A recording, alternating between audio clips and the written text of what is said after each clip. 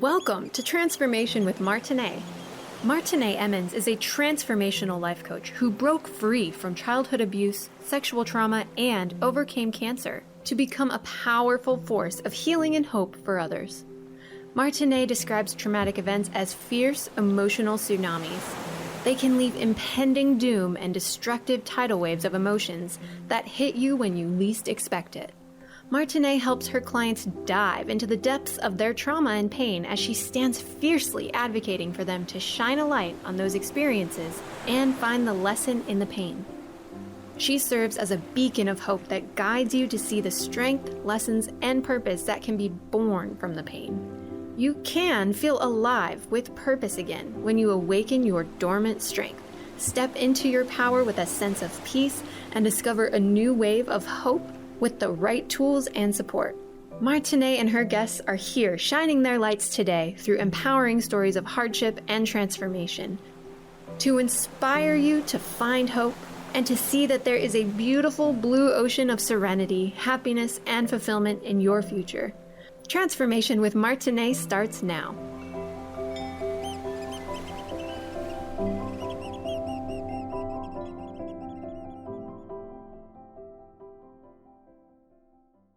Welcome, everyone, to Transformation with Martine. Welcome back. My show, for those of you who don't know, is about hope. I, as well as my guests, all believe that we as humans can get back up from anything. So, also, for those of you that don't know, my show is every Friday at 1 p.m. Eastern, 10 a.m. Pacific. And my guest today, without further ado, is Chris Templeton. And we are going to be talking today about finding authenticity. My goodness, in your life, which is the foundation of hope. Welcome, Chris. Please introduce yourself a little more formally, please. Hi, Martine. Thank you so much for having me. I'm really pleased to be here. The quick background on me is I've been in business in online marketing since, probably started in 1999. And in 2003, as she loved to call herself, and I love, my evil stepmother said to me, "Hey, read The Power of Now by Eckhart Tolle." And so that launched me on a bit of a journey that continues to this day. And what I've done is developed a few questions and a resulting model that have had just a huge impact on my life, how I am with my wife, how I've raised my kids, how I work with my coworkers, universal. And I guess the last thing I'll say in regards to that is when this started coming together, one of the things that was an absolute prerequisite for everything that I do with this is to make it simple,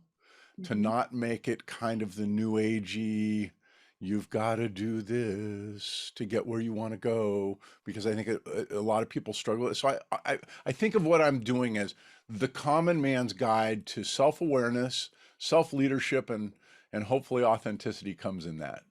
It's not a belief system, not a way that you have to think. It won't make your religion or your spirituality less. I think it'll actually make it deeper.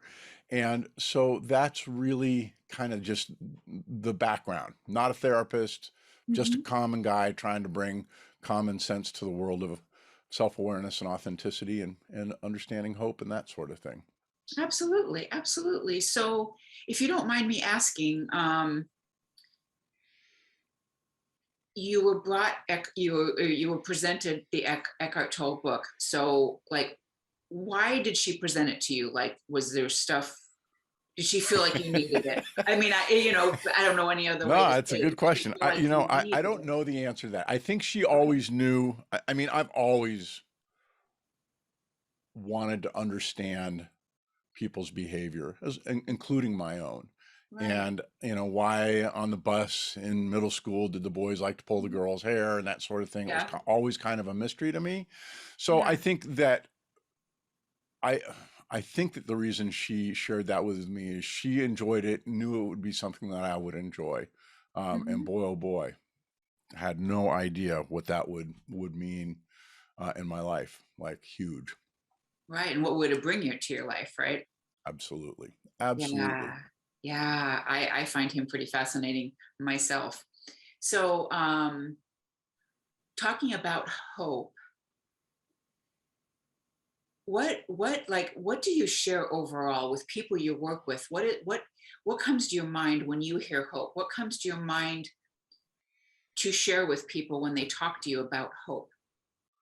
Well, I think there's two kinds of hope in the world. Mhm, I think there's the hope that is, oh my God, I hate where I am. And if I just pretend everything's good or going to be good, and if mhm, I just think positively all the time, then everything's going to solve itself. I mhm. don't think that's authentic hope. I think when, and I don't think that that's a place where most people really find meaning and value in their life. So in my mind, what I want to do is I want to help people to be in touch with the part of themselves. It's been coming up a lot for me lately. The old gospel song, "This little light of mine, I want to let it. I'm going to let it Yeah, shine." And so, for me, when authentic hope is about being in a place where I am maybe not necessarily all the version of my better self that I want to be, but I feel like I'm operating from that place. And to me, that kind of hope is a whole nother world and something that's so much more fulfilling and has so much more meaning. How's that for an answer? yeah, that's very good. I know, like what you were just saying, like you can't be positive all the time. It's not even, we're human and things happen all the time. What I have learned myself is to really kind of sit with what's going on, let myself feel what's going on. And I don't always want to, but really feel what's going on and listen to what my body's wisdom is trying to tell me. And then it's like, okay, now whatever I'm learning from my body's wisdom, then I can turn it to a positive. I can get some lessons out of sitting in the yuck, because what we have to remember all the time is that it's always just a season. We are never in it for long. It changes. I You have the power to love change that. sitting in the yuck. That is such a great way to put it. Mhm. My word for that is icky. Yeah, okay, you either know, one's good. and that's the thing that what I have struggled with. I've been promoting this. I've been working on this since 2003.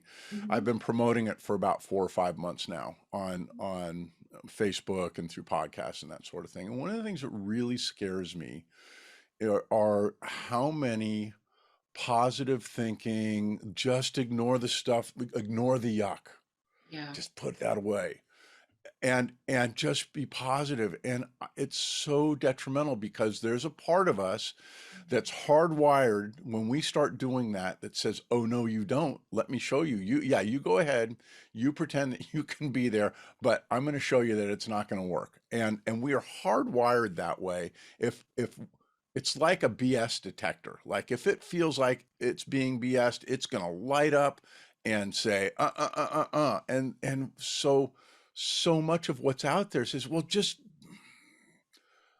keep moving forward, be positive.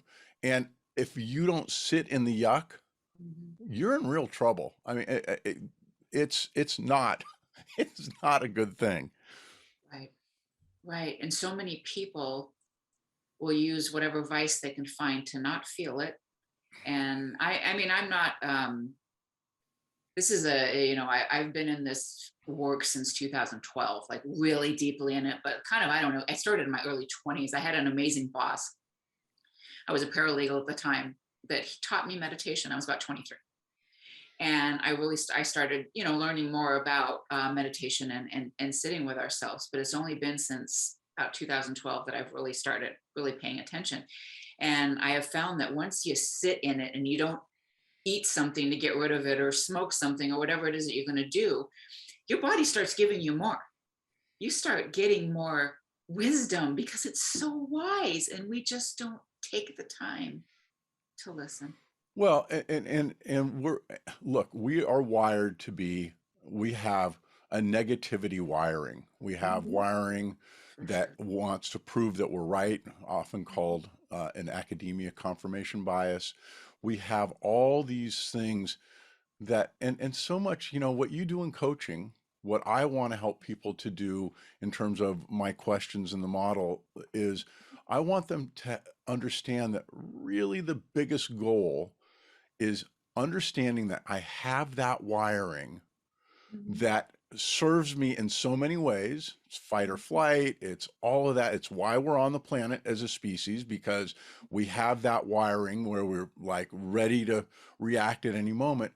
But now, because we don't have lions and tigers and bears to deal with,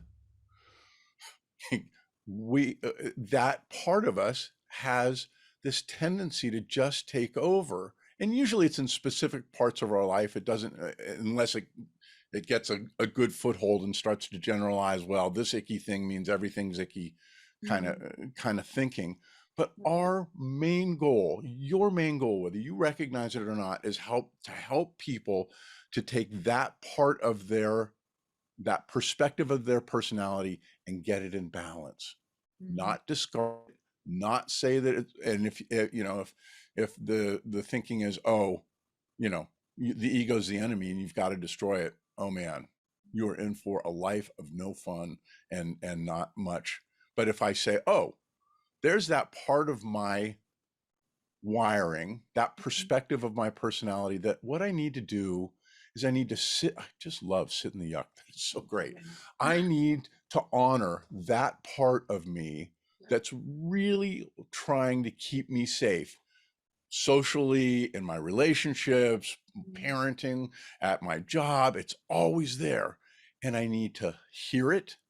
I Mhm. need to respect it. And then I need to talk it down to a Mhm. place where now I can move forward. And so when you asked about hope, for me, the biggest aspect of hope is getting that aspect of our personality down below into an authentic place where now my hope becomes the story that I'm telling about what's important to me and where I want to move, as opposed to the hope, which is, I don't like being here. Just pretend it's all going to be great, and we Right. don't get anywhere. Exactly. So does that clarify that I want to be the common man's guide to? For sure. For sure. I'm just wondering. I like when I was young. Well, I mean, like really young. I was always drawn to people, like making everything okay, like just wanting to be there to help. Were you the same way? Even just being curious about the Oh, boys absolutely. and the Yeah, girls details? Yeah. absolutely. And I don't know about you, but for me, I was raised with a narcissistic father. Everything was about him. And because she's still alive, I'll just leave it at, and a mom who just wanted everything to be okay. Oh, mom. Mhm. And so I think that my caring for people came from two aspects, right? One is, oh, I don't want to be like him. I mean, there's a lot of stuff that was really great about my dad, but Yeah. there was a lot of stuff that just wasn't. And so then the other thing was, as far as wanting to take care, because my mom, like, growing up with my mom was a really lovely and wonderful thing. Mhm. The problem ended up being that, mom wasn't there when I was an adult to take care of all the issues and that sort of thing that I ran into. And it's not faulting either of them. They did the best that they knew how, right? There's a story about how to keep people, how to take the tough stuff and make it useful. And so I think that's probably where that kind of deep empathy came from. Mhm. Right. I get that because well, my dad always provided for us, but it was kind of like the same situation. He was one of my abusers and I actually I wrote a little bit about it the other day because he turned 86 and I had called him and I said, Dad, why don't we go to lunch today? And immediately when I said that and he said yes, all this like anxiety rose up in me because it's still to this day the stuff that it affects me. And it's like I kind of like even what I'm going to wear, well, how would I look the best? How would I look the thinnest? Because he always told me I was Well, He did that to we don't mine need to did go that to on my that. sister Yeah. all the time. Yeah. Awful. So yeah, and that it's completely, I mean, worthless by telling your daughter that no man's going to want you because he's too fat. And I was never big like that. And either way, whether I was or I wasn't, it's not still not something you tell your daughter. So all this anxiety rose up, and I had to tell myself, you know what, you're okay. Wear whatever you want. You're okay. And just telling myself, it's all right. You got this. You're okay. And you And just taking the time to listen to what she's trying to tell me. absolutely. And we are so the aspect of us that carries that baggage, which is the same piece that I've been talking about, kind of up in this place. Um, it carries all that scripting that got handed down from dad and from mom, whatever she did, or my mom to make it all right. And when you recognize that and stop pushing it away and really address it, I am a huge proponent of longhand writing, like in cursive, if you know how to do cursive, because you don't get distracted by writing each letter or typing on a keyboard. Right. And when as this part of you, it talks in circles, and it wants to keep you safe from all of that crap that dad gave you. But it as long as you let that happen, it's there. And so for you, the other morning I had to I got to do a webinar for 2 hours. First one I've done with the stories we tell. And I woke up and I was pretty spun up, and I knew it. I knew it was coming from that wiring in my brain. And so what I did is I sat down for no more than 10 minutes. Started with right where I was. I'm stressing out about this. I hope all the technology works, blah, blah, blah. And so step one, and this is the same in terms of hope, is how do I get that part of my thinking in balance that is really trying to help me, really trying to keep me safe, and address it straight on. I mean, think of the things that you and your audience, and for me, for sure, I mean, that little piece of me can drop F-bombs, tell me I'm the biggest piece of garbage, blah, blah, blah, right? But when you actually listen to it and let it, I equate it to, I think about poor airport counter agents right now, right? Can you imagine being a counter agent in an airport with all these canceled flights? Think about it. This is that aspect of of our personalities that marches up. I'm mad. I'm not going to take it. You're a bad person. Your airline sucks. And the whole time, the counter agent is attentively listening, and there's this big balloon of anger, and as it goes on and they let it happen and let it happen, it gets smaller and smaller and smaller. And then for a lot of people, they run out of things to say and they get this sheepish little grin on their face like, oh my God, where did that come from? Still mad, still frustrated. And then that counter agent says, okay, I am really sorry for how you're feeling. I don't blame you one bit. No pushback, no resistance. Let's see what we can do to solve this. And probably 90% of the time it works. We don't do that with ourselves because that part of us, I like to call it the protector with a capital P. The protector wants to yell and scream and pretend that's all that needs to happen. And it's not. So when we talk about hope, my first thing is, how do I get that aspect of my personality to vent so that I can move on the same way the counter agent does? Because it's really exactly the same thing, except for it's all happening in here. It is. It totally is. We are going to go for a quick break, but I want to touch on a couple more things when we get back on that. So Chris, where can everybody find you before we take a break?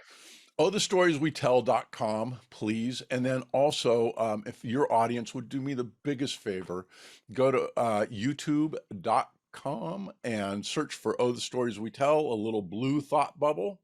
with orange writing that says, "Oh, the stories we tell" will come up. Click on that, hit subscribe so that I can get to 100 subscribers. And Yes. then at that point, I'll be able to say youtube.com/Oh, the stories we tell. But until then, just search for "Oh, the stories we tell." Wonderful. That's great. All right, well, everybody, we'll be right back. And you can find me at www.martineemmons.com, MartineEmmons. Thank you, everyone. We'll be right back.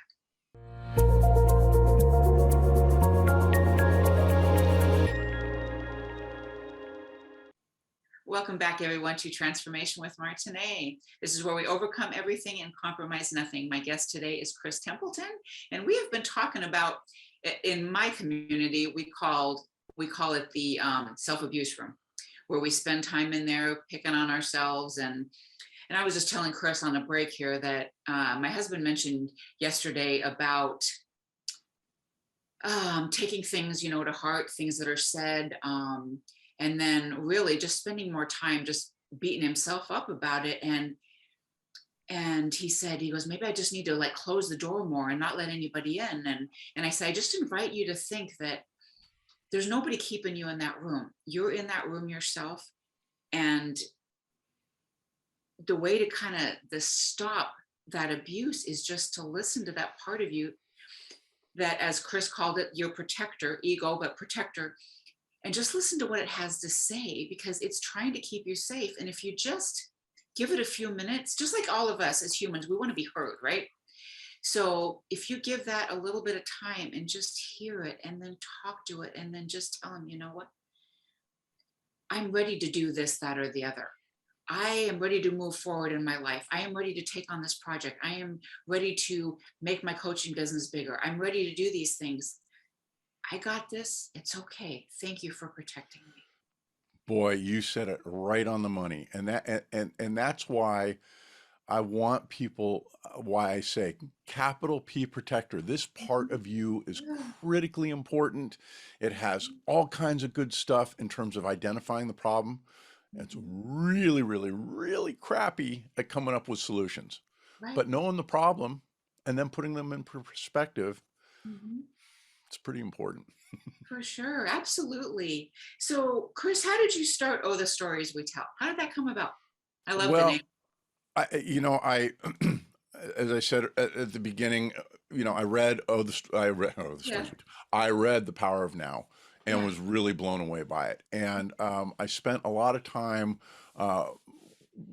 listening to Law of Attraction work by Abraham Hicks. And the thing that I loved about, that I still love about Abraham Hicks is just, it's commonsensical. And so I had my business, and this idea that, oh my gosh, the story that I'm telling that I picked up from Eckhart Tolle really does drive my perception of reality. I think so many New Age people say, it's you create your own reality. And people are like, well, how in the world can you explain to me why that thing just happened that I had no expectation of it happening, and I'm creating my reality? And I feel like, if you're somebody that can be at that level of really like, I'm creating my reality and good at doing that, good on you. For the rest of us, to me, what I realized was that the way that we create our reality is the story that we tell about what's happening. I mean, think about, we put on the dark shades. We put a cloud over us on so many things. Typically, what came up with mom and dad, how we were treated in school, what we see on the media, what we pay attention to on the media, that sort of thing. When we recognize that we're coloring our own world and that we have the ability to color it, I think of it as what I want to do is I want people to have the clear glasses on. I want to see clearly. And unfortunately, the protector part of us either puts a cloud over us and dark glasses, or it runs over to the positive side of things and puts on the rose-colored glasses, and neither of those serve us. It brings up for me, remember in the cartoons, the angel and the devil? Oh yeah. Heck That's yeah. that is both the protector, because it's pretty clear the little devil, right? But Yeah. the angel just wants everything to be okay, and it's not. And Yeah. so, recognizing that, so that was really kind of the start, was recognizing that, oh Yeah. my God, my story Hmm. drives my reality. It's Yeah. my story about what's going on. So that was kind of the beginning of it. Yeah. And when you talk about beliefs, one that I've had to work on, God, and I'm still working on it. I'll just be real and authentic here. My dad always said in regards to money, never had it, never will. And he actually does have money now. He's older, but he does. And that is something that I've really had to, like, is this my belief at all? Right? It's not my Yep. belief at all. Yet that's something I continually have to work on. These things that are dropped down from us, whether it's the money grows on Yep. cheese or whatever, but that one just is stuck in my head. Never had it, never will. Too Yep. many damn kids. Yep. That's what I always heard Oh, my mother. absolutely. I heard, oh, you're always milking me. Oh, man. Oh We man, that's a carry rough. that stuff. And that part of that baggage is the exclusive domain of the protector. Hey, I got this. I'm carrying this. That's what I learned. This is, Mhm. and that's why we have a tendency, when certain things trigger us, it's that we Mhm. have an automatic response from I got this. I got this. I'm just going to behave badly right now because you behave badly. Right? That sort of Yep, thing. yep, yep. There's actually an exercise that I was taught not that long ago from one of my colleagues. And whenever she's like helping somebody get rid of limiting beliefs or whatever, she blows up a bunch of balloons and has them hold them all. And like, okay, this is this belief, this is this. Do you want to let go of any of those? And then, okay, we're going to let go of some of these. Now, how about this one? Can you let go of that one? If not, back up again, back up again, back up again, back up again. Isn't this exhausting? It's just balloons, but it's not. That's just a example or a metaphor or whatever for all the stuff that we carry around with us. Oh my God, Man. so much. And Mhm. I feel like there was there was a time probably 20 or 30 years ago, was, my inner child, is damaged and that sort of thing. I mean, still that's a concept, but Yeah. when you recognize that it's a different part of you than that kind of inner child that we talk about, that we want to be in touch with, which that's what I refer to as that little light of mine, that part I want to be more Yeah. in contact with. We have to understand that they're really very, very different animals. It's like a couple, me and Betsy. Betsy's tough as nails. I'm not. I'm more mellow. Mhm. In some cases, my kids would probably disagree with that. But we have two different aspects that are pulling. And this one is always here, that little light of mine that's always shining bright, always. One of the things that really blew me away, have you seen Jill Bolte Taylor's um, TED Talk, Her Stroke of Insight? I haven't. My I'll look Stroke it of up though. Insight. Here's a woman who's a brain scientist at Harvard or Yale, and she, in her mid 30s, is at home and has a stroke and knows exactly what's going on. And it shuts down the left side of her brain, which is responsible really for our ability to operate on the planet. So what happened was, when that part of her shut down and she knew what was going, oh my God, I'm having a stroke. I'm having a stroke. She ended up feeling bigger, as big as the universe, running what she calls her deep inner peace circuitry. And I was like, oh my God, it's always there. We just got this aspect of us, primarily in the left side brain, that's all about keeping us safe, making sense Mhm. out of everything that's going on. But the minute that comes down, there's that little light of mine. It's the same thing with runner's high. You hear Mhm. about the marathoners. They start, everything's great, they're super excited, and then it gets harder and it gets harder, and then they're like got this whole conversation going on about, I don't know if you're going to be able to make it. And all of a sudden, this is what fascinates me. Something clicks, and the Mhm. protector's like, there's nothing left for me to do. That goes away, and now we're in runner's high. Is Yeah. that wacky? Yeah. Like, Yeah. It's amazing. It's amazing. I have a friend who ran a marathon not that long ago, and the reason she did it was whenever she gets in that state, like, oh my God, I can't do this. Hey, I ran a marathon. So yeah. and that's the thing. I mean, that's really what she's doing in my model is she's talking to the protector and saying, dude, I know it feels that way. I say to my kids and my wife all the time, I know it doesn't always feel like you're crushing it, but from where I stand, you're doing such a solid job. Is it a perfect job? Because I don't want to light the protector up. I want to talk it down. So I'm not like, oh my God, you're perfect in every way. I think the protector's like, oh yeah, well, let me see if I can prove that wrong. It's very reactive that way. And man, oh man, when we start to realize that we can talk that down, and then when we recognize truly that it is this piece of us that we can deal with, usually I think writing is one of the better ways to do it because it helps it to quiet down Sure. and let the air out of that balloon. So Yeah. Yeah. My husband is so, tech and types everything on his iPad or his computer. I love to write. I've got journals, so many journals, and I love it. And it just gets it out so yep, much better. absolutely, Yeah. absolutely. Yeah. So do you have, say, like mantras or quotes or something that you love to live by? I not really. I love to live by. Why don't we go into the three questions Yeah, of the sure. model? Because Sure, I let's think do it's it. for me, it's what I live by, and I Mhm. think it's a solid answer.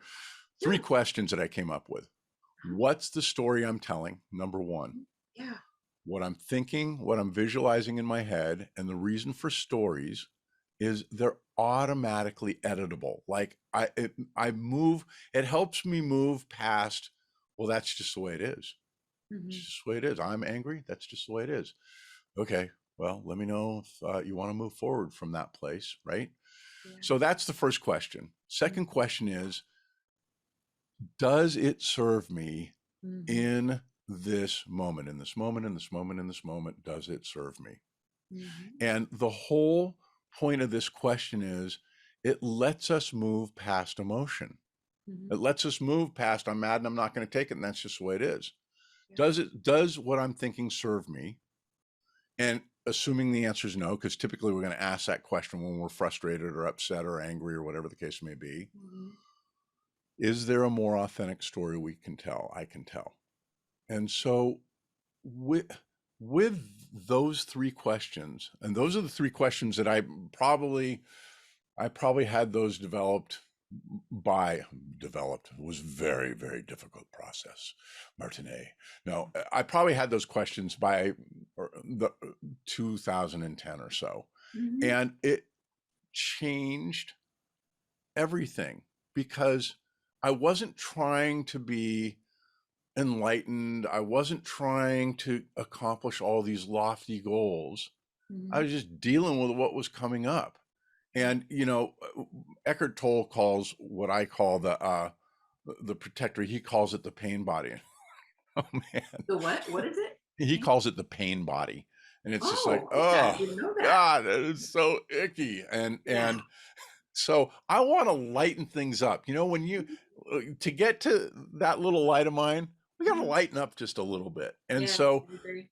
anyway, those three questions really, really changed how I perceived everything because now I was taking the time when you it requires you to take a step back, and when I call in my model thinking that's from the protector that doesn't serve us is always fear-based, it's always problem oriented. I call that little me land. Oh my Mhm. God, I'm up in little me land. And Gotcha. so the line between little me land and authentic me land is that question number two. Is it serving me in this moment? Mhm. Mhm. And I usually know, right? If I say, well, what do you mean is it serving me in this moment? It's not serving you. Gotcha. I relate. So Relate. when those three questions are the mantra that I live by. In other words, it's always, and I'm not good at it 100% of the time. I don't expect to ever be, because that's not my goal. That's the kind of goal anything that's 100% man, protector's like, I got to prove that this ain't going to happen, right? And so I want to be easy with myself, and authenticity, where the real hope lies, where the hope that creates a reality that is far more friendly and at ease and curious. That's where that happens, is when I'm in that authentic me place. Right, right. Yeah, that makes so much sense. Um, And that's what I want. I want people to go, oh my God, that makes so much sense. yeah, and it's easy to understand. Yeah. That's the thing. And, Yes. 'cause Yes. well, the things that, the way for us to explain ourselves in so many ways, it's like you got to talk to a 6-year-old in some ways. Like you got to be able to explain it to a 6-year-old Let me or tell you, someone who get it. best question I ever got, Mhm. Dad, are you in Little Me Land right now? Oh my God, I am. Like, that's part of this, is I wanted my Yeah. kids to be Mhm. able to get it. And Yeah. my daughter, who's now has had 4 kids, she says, how's that serving you right now? Oh my God, what a great question. For Like, they're sure. so simple and easy to incorporate. And Yeah. oh my God, so powerful, so For powerful. sure. Absolutely 100% powerful. And I wish I would have known a lot more when my kids were younger. But I was just kind of in the learning phase at that point too. But and I still am. I mean, we're always going to be learning, right? But I wish I would have known a little bit more when I was at the beginning stages instead of a Here's little the older great now. news. You can change a story anytime. Yes, You can change it with your kids that are now that is adults true. today. That is And true. that's where forgiveness is. Yeah. That's where appreciation lives. And, owning our stuff with our kids and having them go, I get it. Boy, Mhm. is that powerful, isn't it? It is, and my 17-year-old is very responsive to all of this. I got him a coach not that long ago, and he's Hmm. really just brightened up and tackled so many things about him. I'm so excited to see what he does. My girls are amazing as well. I mean, they're very open, very open. So that's amazing. Nice So we're place going to to take be. another break here. So Chris, where can people find you? Excuse me. They can find me at ohthestorieswetell.com. ohthestorieswetell.com, or you can find me on YouTube if you search for Oh the Stories We Tell. I'm on Facebook a little bit. I'm not that great with social media yet, but Yeah, yes. but they can find you on your website for sure. All Yeah. right. Everybody, we'll be back in just a moment. Thank you.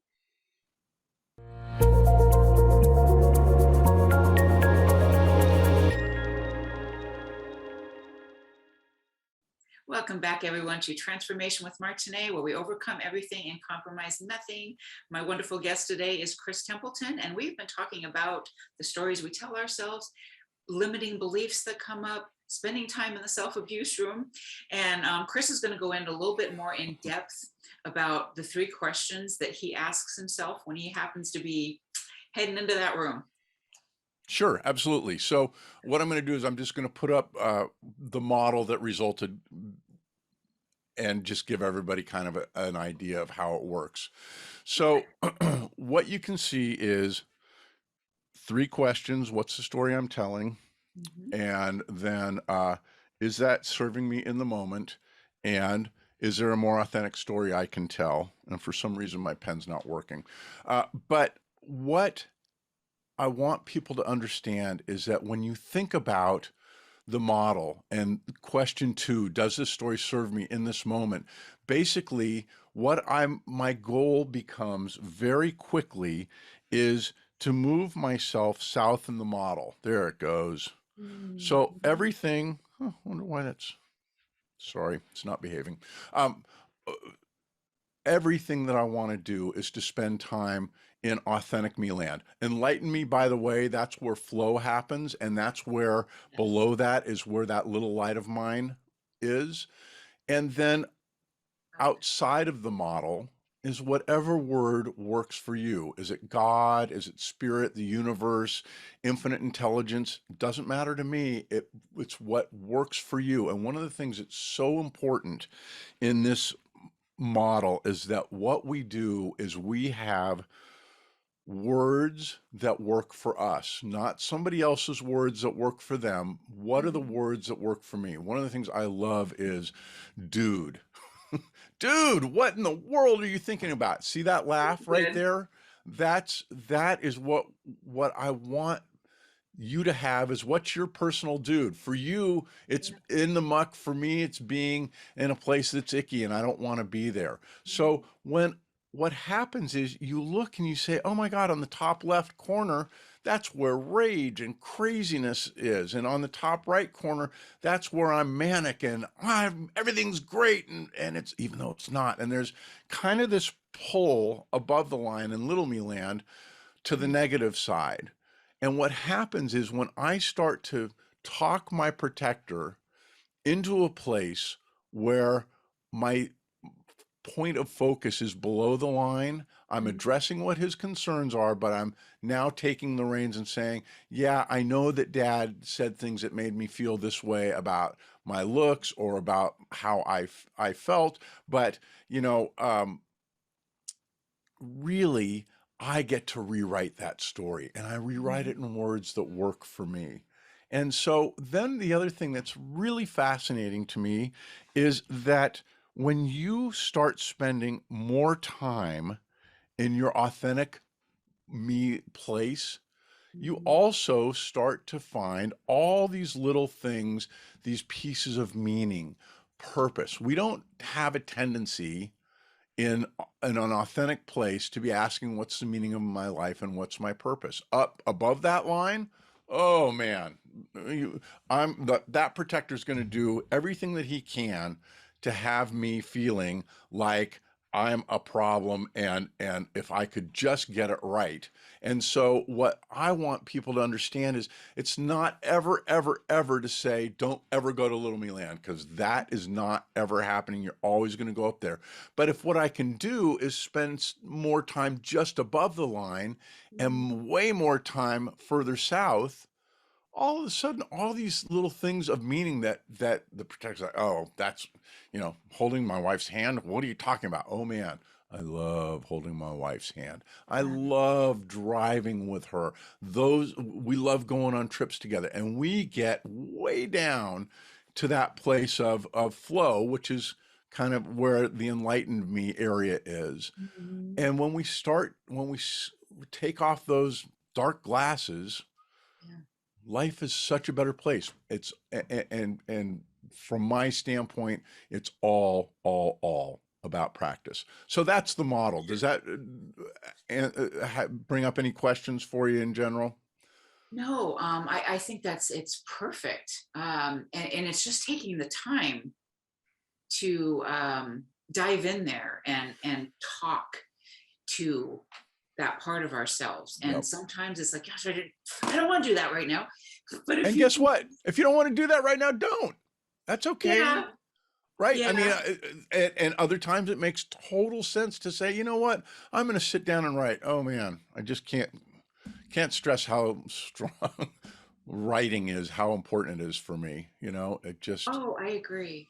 such a way to. And and we can't always take the time right when we need to or when this is going on, but even a few deep breaths, and it's like, it's okay, we're going to talk later or whatever. If you can just do that, I promise. Or even like, sometimes all my soul is calling for is like, I want to get outside. I don't want to be in here working right now.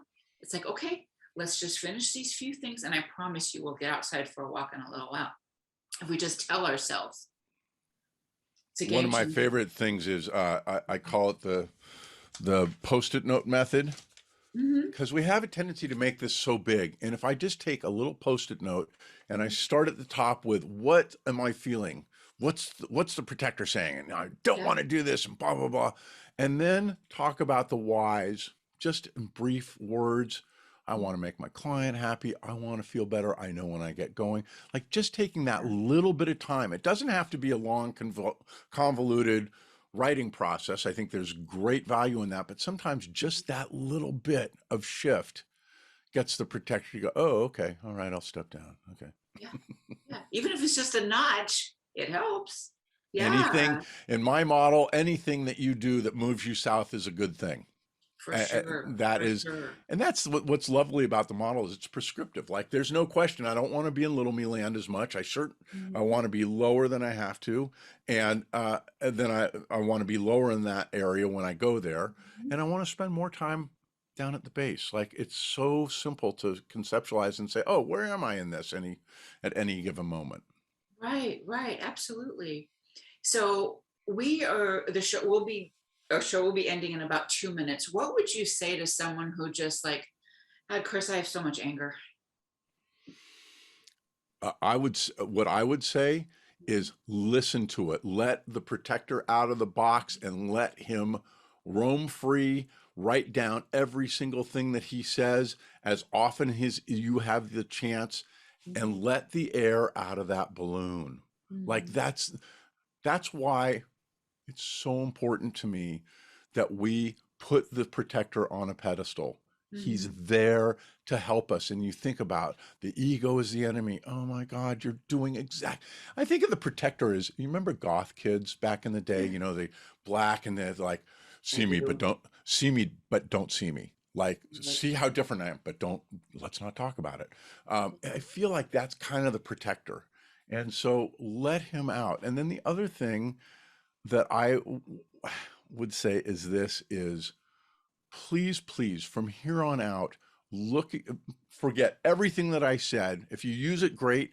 But from this moment on, please look at your life as practice. That is a great one. That's to brilliant. Talk the protector down. It is. I agree with you 100%. So I thank you so very much for being on the show with me today, Chris. It was wonderful to have this chat, and I'm sure we could keep going. But so one more time, where can everybody find you? ohthestorieswetell.com. Please go to youtube.com, search for Oh, the Stories We Tell. Blue thought bubble will come up with Oh, the Stories in a burnt orange written inside that. Click on that. Please do me the favor of hitting the subscribe button. Then go to the Honesty Project playlist, which I've done with a friend of mine, where she has had a rough upbringing. She's in her, I think, early 60s now. And we just talk about her issues and then apply the model to it. So there's lots of great ways for you to get in tune with this. And I promise you, spend a little time with this, it's going to change your life in ways that you didn't realize you had the power to do. Wonderful. Thank you so much. And thank you everyone for joining us today.